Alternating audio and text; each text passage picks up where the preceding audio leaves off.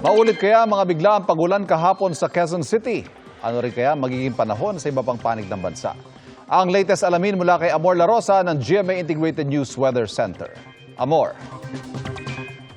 Salamat Ivan, mga kapuso, may namuuna naman pong bagong low pressure area sa loob ng Philippine Area of Responsibility. So yun pong minonitor natin itong Biyernes at ganun din kahapon, araw po ng Sabado ay nag-dissipate o nalusaw na po yan. Tapos ito namang bagong LPA, huli po yung namataan kaninang hapon, 675 kilometers silangan po ng Borongan City sa Eastern Samar.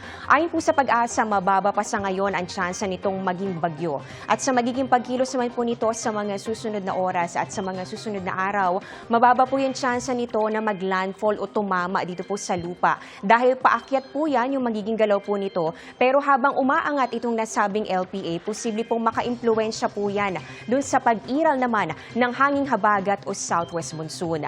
Pwede pang magbago ang pagkilos nito, kaya patuloy po kayong tumutok sa updates. Maging bagyo man o hindi, magpapaulan po yung trough o buntot ng LPA. So yung mga bahagi po ng kaulapan yan ay medyo po nakaka-apekto o maabot na dito sa ilang bahagi po ng ating bansa.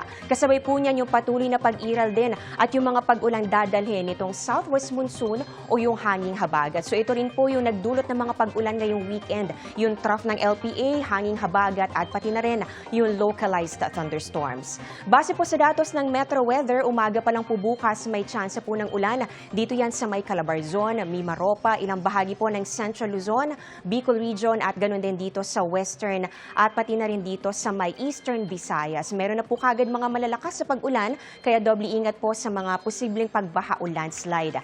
Sa hapon, halos buong Luzon na po ang uulanin. May mga malalakas na buhos pa rin po tayong nakikita, lalong-lalo na dito sa may northern and central portions, sa may Southern Luzon, kasama po dyan itong Calabarzon, Mimaropa at Bicol Region. Posible rin po ang mga kalat-kalat na pag-ulan dito po yan sa Visayas at pati na rin sa Mindanao. Sa Metro Manila naman, pwedeng may mga pag-ulan na po sa ilang lungsod umaga pa lang. Ayun po, meron tayong nakikita mga kulay dito sa ating mapa kahit morning.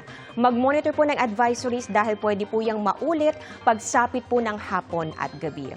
At eto po, ayon po sa Pag-asa, posible pong magpatuloy yung ganitong weather conditions sa susunod na 3 araw. Posible pong concentrated po yung mga pag-ulan. Diyan po yan sa may Calabarzon, Mimaropa, ilang bahagi po ng Metro Manila at Bicol Region. At kapag po lalo na pong umangat yung minomonitor po nating low pressure area dyan po sa may Northern Philippine Sea, posible rin po makaranas ng mga pag-ulan ang Northern Luzon.